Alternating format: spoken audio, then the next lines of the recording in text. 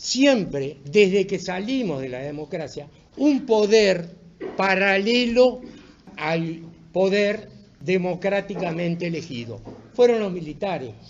Y ese poder perdura hasta el día de hoy, porque si no todo esto sería inconcebible. El problema está en que los militares siguen manteniendo su poder porque no ha habido un enfrentamiento claro de los poderes democráticos, no ha habido un acuerdo nacional para decir se terminó.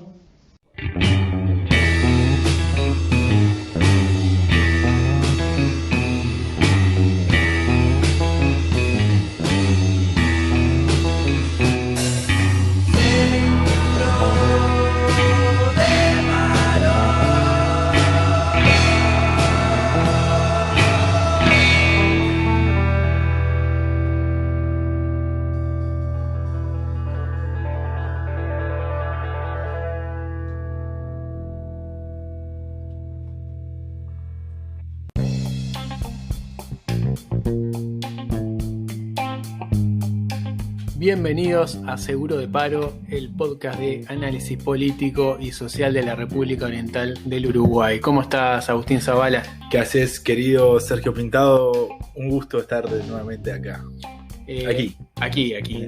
Acá. Un episodio que, bueno, más allá de estas risas iniciales, vamos a tratar un tema bastante más escabroso y lastimoso para la historia de Uruguay, y que estamos ya en el año 2021, estamos en ya han pasado más de 35 años, 40 años, vamos a entrar a los 40 años. Del retorno a la democracia, y sigue siendo un problema central en la historia política del Uruguay. Sí, aquellos postulados que empezaban a reclamar los familiares de detenidos desaparecidos y expresos políticos, el reclamo por verdad, memoria y justicia, ¿no? Algo que no nos hemos cansado de escuchar, pero sí hemos escuchado varias veces, desde por lo menos desde el 95, 97, que se empezó a hacer la marcha del silencio, pero ya desde años anteriores el reclamo por verdad, memoria y justicia es algo que se ha mantenido a lo largo de los años, y que uno tendería a pensar de que es uno de los aspectos sociales que más conmueve y mueve a los uruguayos, ¿no? Lo vemos cada año en la marcha del silencio. Claro, una movilización que se hace cada 20 de mayo en honor a la fecha de la muerte, del asesinato de Selmar Michelini y Héctor Gutiérrez Ruiz. Que bueno, una de las movilizaciones, marchas más multitudinarias que existen en Uruguay, y que bueno, que una de las cosas que ha logrado y uno de los grandes victorias o triunfos de la movilización de madres y familiares de detenidos desaparecidos es lograr efectivamente que el tema de los desaparecidos sea parte de la agenda. Sí. Y sin ir más lejos, hoy en día, dentro de lo triste que es que siga este tema existiendo, uno puede decir, bueno, cuando asume un nuevo gobierno, tiene por lo menos uno de los puntos que se le va a consultar o que se le va a medir. Sí, puede ser, bueno, ¿qué pasa con el pasado reciente? ¿Qué pasa con los desaparecidos? ¿Con los crímenes cometidos durante la última dictadura? Y bueno... Sí, yo lo que creo ahí que me parece que más allá de la verdad y la justicia, ¿no? Del reclamo por la verdad y justicia, lo que asienta y extiende en el tiempo el reclamo y la manifestación pública por un tema tan sensible es justamente la memoria, ¿no? O sea, el trabajo que han hecho los familiares, los detenidos, de trabajar ahí finamente la memoria, que perdure en el tiempo, y se ha visto en las marchas cada vez son más multitudinarias y cada vez se llevan a gente más joven, y eso es claramente una victoria de un cambio cultural. Sí, sin ir más lejos, las ediciones de 2020, esta de 2021, que además coincidieron obviamente con la pandemia y la imposibilidad de manifestarse en la calle, vinieron también a demostrar que incluso sin poder salir a la calle se logró, la de 2020 fue muy claro, con un montón de iniciativas virtuales y bueno, por ejemplo, que se repiten en 2021, como bueno, colocar en Instagram, hacer un vivo, las fotos de los desaparecidos. Han logrado que nuevas generaciones también vayan haciendo suyo el reclamo, ¿no? Esto trascendió claramente el reclamo de cada uno de los familiares o de cada familia, y por lo menos hay un montón de uruguayos que sienten suyo el problema de, bueno, sigue habiendo un montón de personas que no sabemos qué pasó, o sabemos, mejor dicho, que fueron víctimas de crímenes de Estado, violencia por parte del Estado, y bueno, más allá de la historia propia de cada uno, esto es un problema que afecta a todo el país y a la institucionalidad, que todavía no logra recomponerse de todo. Hizo carne aquello de que todos somos familiares, ¿no? Es un poco eso que decías. Pero vamos a empezar un poco a repasar, porque en este tema tiene mucha, casi que toda, ¿no? Tiene mucha responsabilidad el Estado, ¿no? Y los sucesivos gobiernos que han estado al ejercicio del poder. Claro, es interesante ver, bueno, en 2020 asume un gobierno de la calle Pou, un nuevo gobierno del Partido Nacional después de 30 años, un Partido Nacional que históricamente ha tenido mucho que ver con, por lo menos, el rechazo a la dictadura, en otra vertiente que la que luego termina siendo predominante, claro, ¿no? Aquel papel de Wilson Ferreira, siendo muy un adversario explícito de la dictadura. Después el Partido Nacional se niega a participar, también por la proscripción de Wilson en el Pacto del Club Naval. El Partido Nacional no participa de lo que termina siendo la ley de caducidad, pero que luego, durante el gobierno de la calle Herrera, entre el 90 y el 95, en su momento, la ley de caducidad que impedía la investigación de los delitos de la dictadura, no fue cuestionada durante los primeros años de la década del 90. Tampoco lo había sido 5 años anteriores, ya con la salida de la dictadura y la entrada a una democracia que empezaba a empezar justamente. Tampoco había habido ahí, ¿no?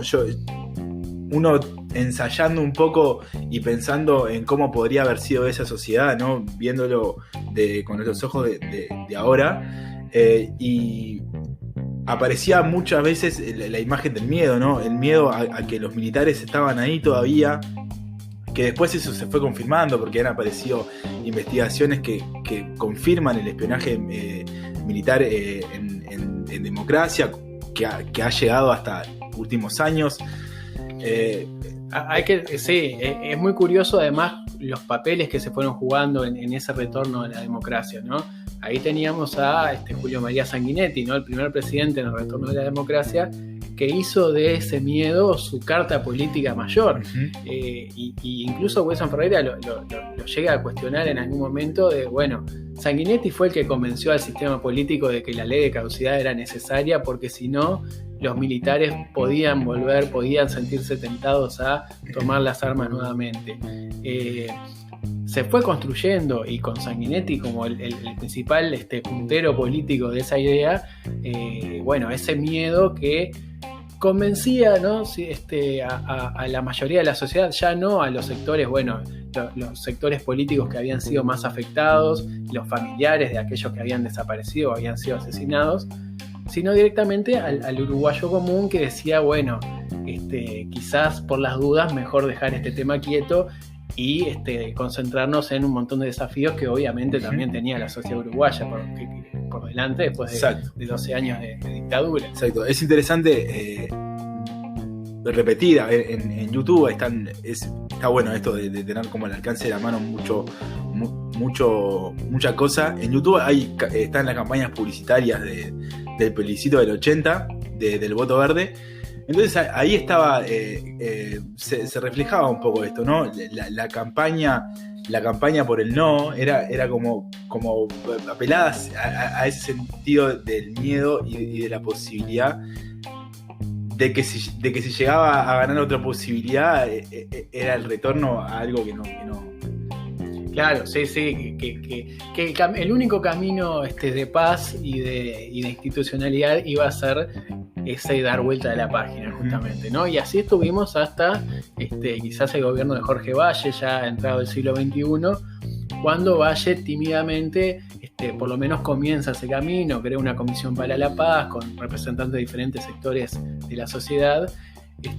Sí, en el medio chicana, ¿no? En el medio chicana de los militares, donde se aportó información falsa, no se dio casi nunca un dato preciso, ni siquiera, no hablamos de decir tal cuerpo está enterrado en tal lugar, o con esto hicimos con esto, sino que ni siquiera un dato sobre verdad, sobre qué fue lo que había pasado en esos años. Claro, todo eso siempre refrendado por esa ley de caducidad que también le complicaba mucho a la justicia investigar de forma independiente al Poder Ejecutivo, que era la mayor traba que existía. Y Jorge Valle empieza como a darle institucionalidad de alguna forma, ¿no? Por lo menos desde el Estado aparece esta figura de la comisión. Pero hay que tener en cuenta que el trabajo de la Comisión de la Paz, para la Paz, que fue más que nada, sentarse a hacer informes sobre lo que había pasado, sobre posibles teorías, sobre hipótesis, sobre el destino de algunos desaparecidos, cuántos eran efectivamente, quiénes eran, qué les había pasado. Eso se hace 20 años después que había vuelto la democracia. Y eso ya es una demostración de lo lento que iba ese camino de verdad y justicia en el Uruguay. Los desaparecidos no empiezan a aparecer, digamos, por decirlo así, hasta los gobiernos del Frente Amplio, el primer gobierno de Tabaré Vázquez, donde se encuentran los restos de Hugo Gesner, Chávez Sosa, de Fernando Miranda. Más adelante ya aparecen Gerardo Bleier. Sí, Bleier es el último en 2019, antes había estado en 2011 los de Julio Castro. Y creo que está también Ricardo Blanco Valiente en 2012, eso durante el gobierno de Mujica. Es claro que durante los gobiernos del Frente Amplio hubo una apertura de información más grande que lo que había habido en los gobiernos anteriores, pero también es cierto que por lo menos de familiares y de las organizaciones sociales vinculadas a los derechos humanos se le reclama al Frente Amplio también, que hizo poco de lo que se esperaba, ¿no? El Frente Amplio fue el Estado, lideró el Estado durante 15 años y gran parte de la información sigue sin aparecer, gran parte de la verdad sigue sin aparecer. Claro, siempre estuvo, además de las trabas legales o institucionales, esa cosa de, hay información, hay material, hay pruebas que están en manos de militares o de quién sabe quién, y no aparece por más que las figuras políticas los tengan. Se me viene a la cabeza una frase clara de Eleuterio Fernández Huidobro, siendo ministro de Defensa durante el gobierno de Mujica, cuando dice, si a mí me habilitan a torturar, quizá pueda tener algo. Obviamente con el estilo de Fernández Huidobro y siempre bordeando la falta de respeto hacia los mismos familiares, ¿no? Pero que hablaba un poco de, ni aún siendo ministro de Defensa uno se asegura poder acceder a información que aparentemente aparece y desaparece según ciertas conveniencias de la agenda política, ¿no? Quizás sería como para otro capítulo o incluso para hacer un libro de sociología o de psicología, incluso de psicología. Además, la relación entre las Fuerzas Armadas y el movimiento Tupamaros y el EPP luego, ¿no? O sea, esa relación casi que de imbricación en que un momento estuvo enfrentados y que después, por lo menos desde las Fuerzas Armadas específicamente hacia Huidobro, una relación de dejar flores en el camino, ¿no? Lo decíamos en el primer episodio de Seguro de Paro, si no me equivoco, recordando aquella reconocimiento que le hacía Manini Ríos a Huidobro en el día de su entierro. Sí, y incluso también la figura de Mujica, siempre tratando de ser conciliador y siempre evitando ese revanchismo que llamaba, pero nunca daba la impresión de que el acelerador nunca estaba en cuanto a presionar un poco más a las Fuerzas Armadas. También quedaba esa sensación de que haga lo que hiciera el sector político o el mundo político, se encontraba siempre con una barrera en el mundo militar que le decía, bueno, hasta acá te dejo saber y hasta acá no vas a ver nunca a nadie. ¿Cuál es el mensaje para las personas que piden dónde están, que están con varias pancartas ahí a varios metros suyos? Y lo que viene haciendo el gobierno, la información que se obtenga en silencio la vamos a brindar. Sobre la búsqueda de más datos, el gobierno va a actuar en silencio y los resultados van a hablar por sí mismos.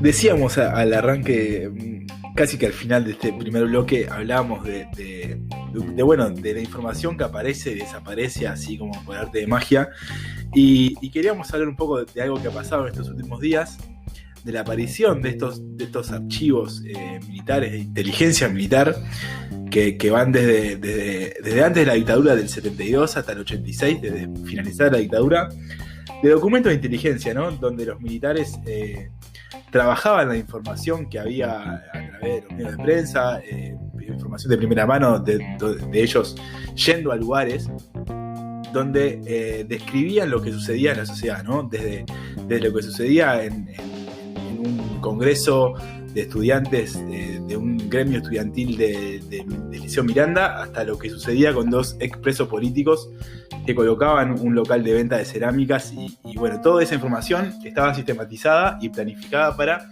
informar a los mandos militares. Sí, mucho más una demostración del poder que tenían las Fuerzas Armadas en ese momento, de abiertamente espiar, vigilar, seguir, monitorear cualquier organización, cualquier militante, cualquier partido político, empresa o lo que sea, todo estaba bajo conocimiento de alguna repartición militar.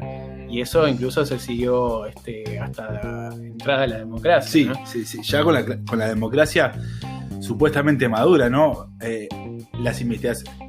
Hubo una comisión investigadora en el Parlamento que investigó el espionaje militar en democracia, que llegó hasta el 2019, por lo menos, ¿no? De lo que se sabe.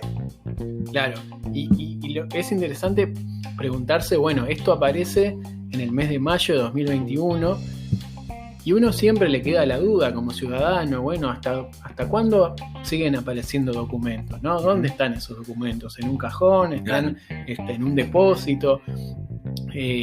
¿Por qué aparecen en determinados momentos? Esto aparece en mayo de 2021, segundo año de gobierno de la calle Pou, del Partido Nacional, de una coalición de gobierno que incluye un partido bastante vinculado a lo militar, ¿no? Claro, por supuesto, y uno dice, bueno,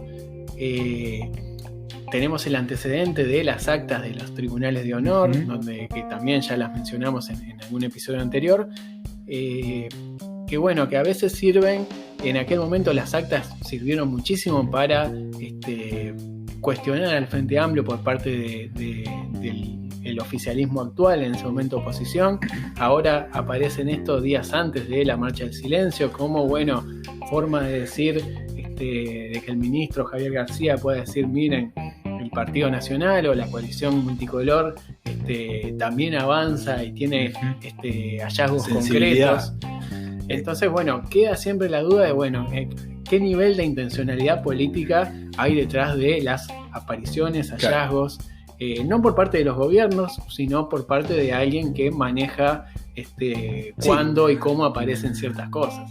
Y no es una pregunta que te haces vos o que me puedo hacer yo, es una pregunta que se hacen los familiares. Por ejemplo, Ignacio Randonea, que es integrante tiene a su hermano desaparecido, decía en una entrevista en estos últimos días, se preguntaba exactamente lo que te preguntabas vos, ¿por qué aparecen estos archivos? Y decía que esto era una comprobación, otra comprobación más, de que los militares tienen los archivos, que está todo lo que sucedió, o por lo menos gran parte de lo que sucedió en los años de dictadura y en los años posteriores a la dictadura, está documentado en algún lugar, alguien los tiene. Estas apariciones no son aleatorias y libres al azar.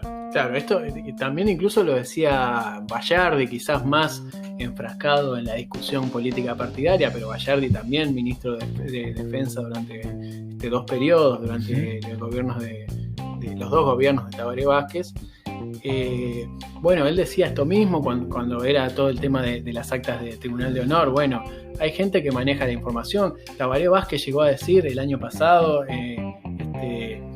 cuando aparecieron las actas de Gilberto Vázquez, exactamente, claro. que supuestamente el Frente Amplio y los que dominaban el Ejecutivo en ese momento decían que donde Gilberto Vázquez hace declaraciones polémicas o trascendentes para la investigación del pasado reciente, no habían estado incluidas en el reporte que se le había hecho al Ejecutivo en su momento. Claro, Tabaré Vázquez es un tipo presidente que nadie puede decir que a Tabaré Vázquez no le interesara saber cosas o descuidara su poder.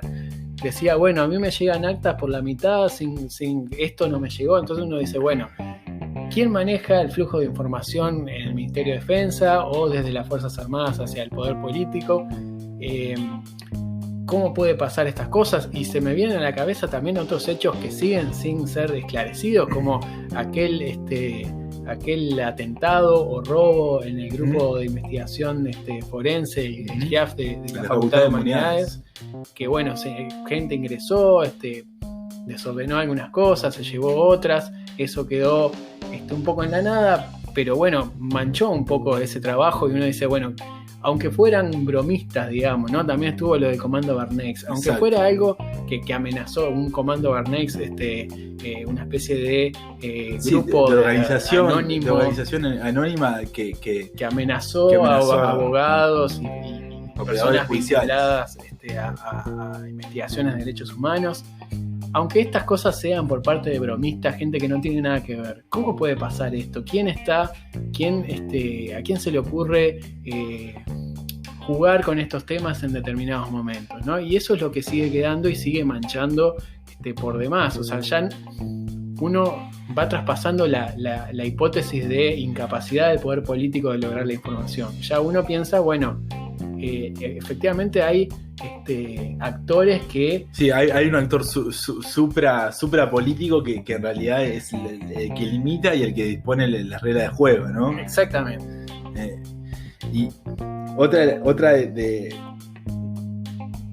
estos documentos que aparecieron, Ricardo Percivale, que es el fiscal de lesa humanidad, también repetía que en realidad estos documentos aportan poco y nada para las causas judiciales, no tienen información importante que diga, bueno, con estos cuerpos se hizo esto o esta operación fue así, no existe esa información, no está.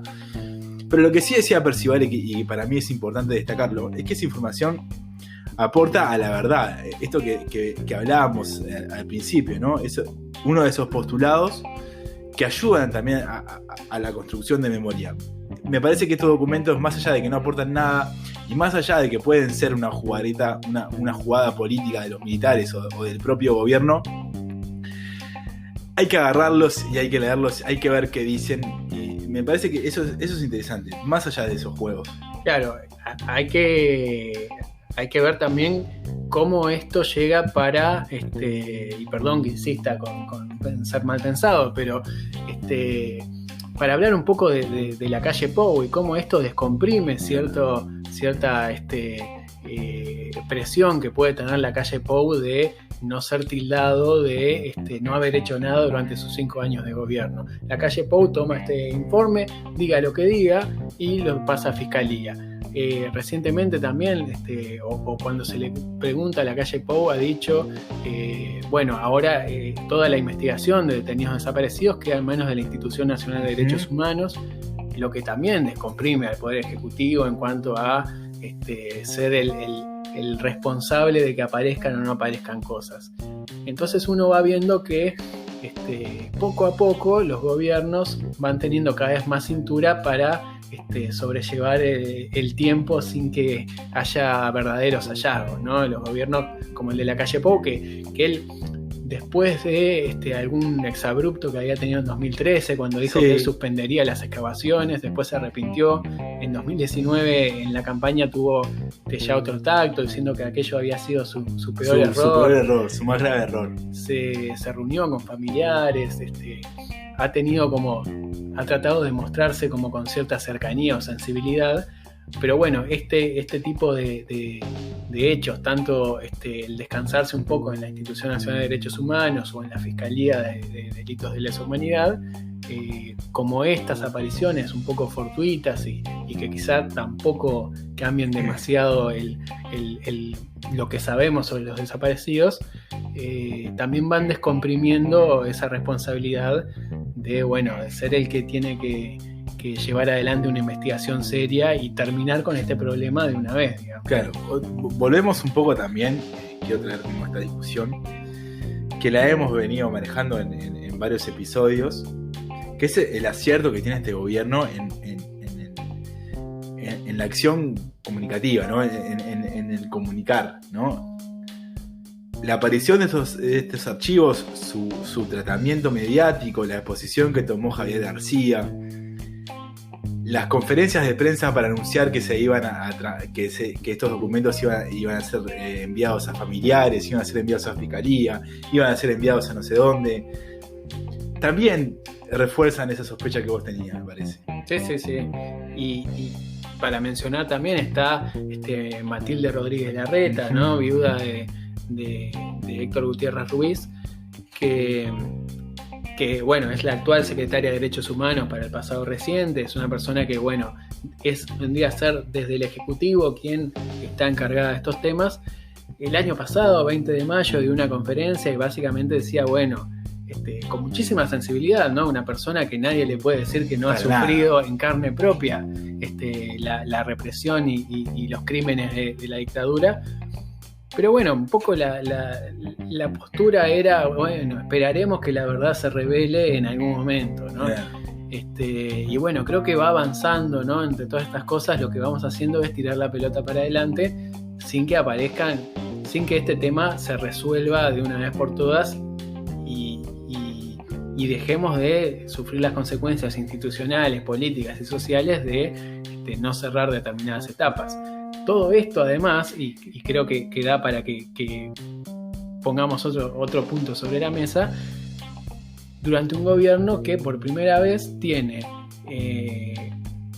en su conformación un partido netamente de corte militar, que su autocrítica sobre el pasado reciente y los crímenes cometidos por las Fuerzas Armadas no ha sido del todo clara o del todo firme, ¿no? Y uno ve que Manini Ríos, que además tuvo un papel protagónico en toda esa crisis en todas esas idas y vueltas con respecto a las actas del Tribunal de Honor, siendo comandante en jefe del ejército, no solo Manini tiene una posición como un poco esquiva ante estos problemas, sino que en su partido mantiene gente que es capaz de decir cualquier tipo de cosa, ¿no? Comenzamos en medio de estos días con esta entrega de documentos irrelevantes, pero que confirman una vez más que en las instituciones está la información. Tienen esos documentos, están ahí, y es hora que podamos tenerlos todos.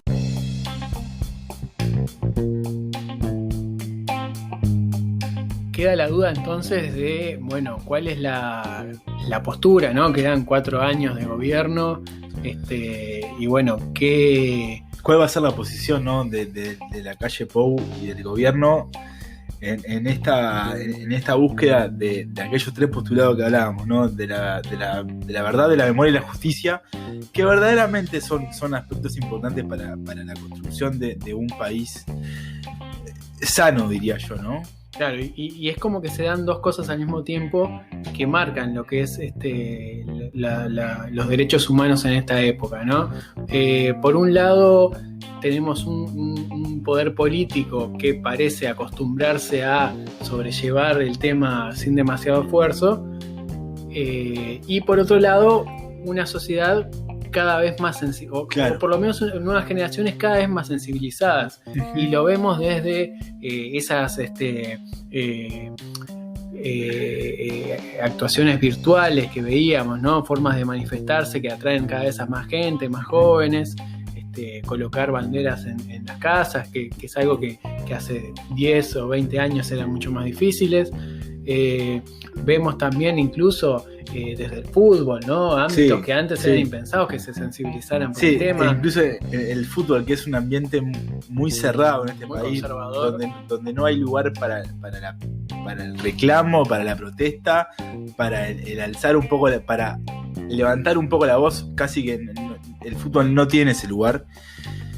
Me parece que la lucha de familiares y la lucha por la memoria, por la verdad y la justicia, es un poco esto que decía Pintado hoy más temprano. Es abarcativo de una sociedad amplia que quiere en realidad encontrar una respuesta a algo que se ha preguntado durante los últimos 40 años y que la verdad que el sistema político no ha estado a la altura, ¿no? Por las trabas que él mismo se impuso, por las trabas que ha impuesto el poder militar, pero no ha estado a la altura. Es interesante eso porque muchas veces desde algunos sectores se sigue con la idea de que esto tiene ciertos tintes partidarios, ¿no? Como que la búsqueda de desaparecidos o la búsqueda de memoria y justicia es algo exclusivo de la izquierda o del Frente Amplio. Yo creo que desde algunos, sobre todo sectores de jóvenes de partidos tradicionales, han dado algunas muestras de avance, de superar ese pensamiento, pero además creo que las propias sensibilidades que se expresan en las nuevas generaciones demuestran también que van superando eso. Y uno puede, incluso en las contradicciones internas de la coalición de gobierno, uno ve también que hay gente de partidos tradicionales que dice, bueno, terminemos con esto no es solo un poco un tema de frente amplistas. De la misma manera, si uno escucha a integrantes de familiares, también ve que, bueno, desde el Frente Amplio tampoco se tuvieron todas las respuestas esperadas. Entonces, bueno, esto claramente trasciende a lo político partidario y es un tema de todo el sistema político, que es quien tiene además el mandato sobre las Fuerzas Armadas y que por lo menos tiene las herramientas o debería tenerlas para empezar a cerrar este capítulo como debe cerrarse, digamos. Exacto. José Mujica decía en una declaración que tiene bastantes años ya, decía que todo esto, como toda esta situación social, se iba a terminar cuando todos se llevaran el secreto a la tumba.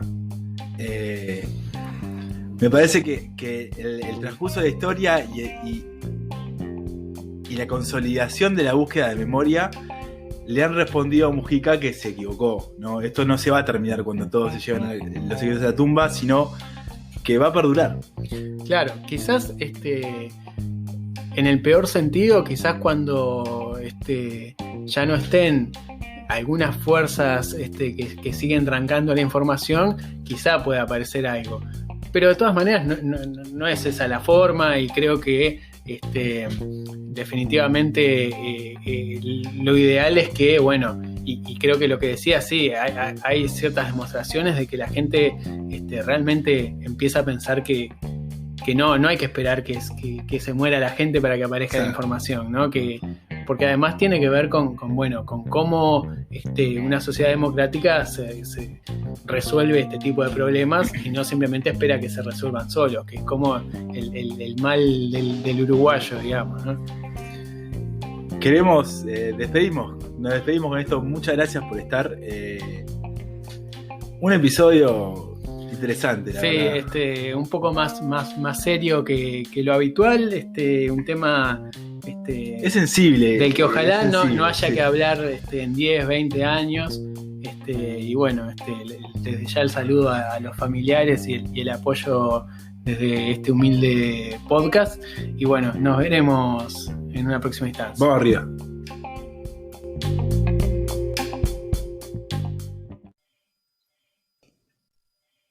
Que la memoria de nuestros desaparecidos nos recuerde lo que nunca más debe suceder en nuestro país, y el reclamo de verdad y justicia como el más firme camino para construir una democracia sólida, donde la defensa de la vida y la libertad sea el valor que la cimente y nos una.